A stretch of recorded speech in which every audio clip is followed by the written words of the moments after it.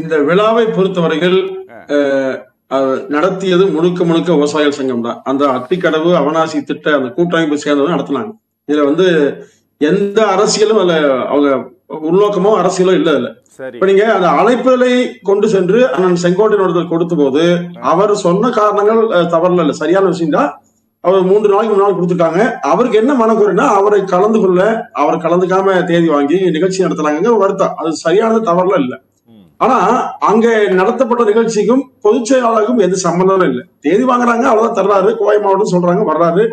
அதாவது அவர் கூட தன்னை முன்னிலைப்படுத்திக் கொள்ள வேண்டும் என்று நினைத்திருந்தால் ஏற்கனவே பல முறை போயிருக்காரு, இதை செயல்படுத்திக்கலாம். அப்படி எல்லாம் அல்ல. அங்கே இந்த திட்டம் இப்ப நீங்க மேற்கு பகுதியில் பாத்தீங்கன்னா முக்கியமானது அந்த கீழ்பவானி, அப்புறம் பாத்தீங்கன்னா இங்க ஆனமலை நல்லாறு, பாண்டியார் புன்னம்பலா, பரம்புகள் ஆழியாறு, அவினாசி அத்திக்கடவு, இந்த இது முக்கியமானது.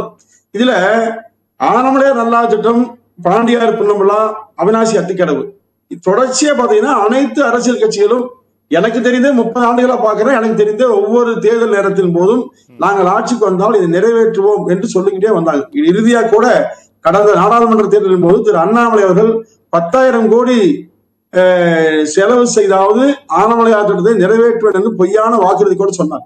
ஆனா அதிமுகவில் அப்படி இல்லை. புரட்சித்தலைவர் அம்மா அவர்கள் 2011 ஆட்சிக்கு வந்த உடனேயே அந்த உண்ணாவிரதம் 2012 கடுமையாக நடந்த போது அங்கே அமைச்சரை அனுப்பி வைத்து அந்த திட்டத்தை நிறைவேற்றுவதற்கான முன்கட்ட பணிகளை துவக்கினாங்க.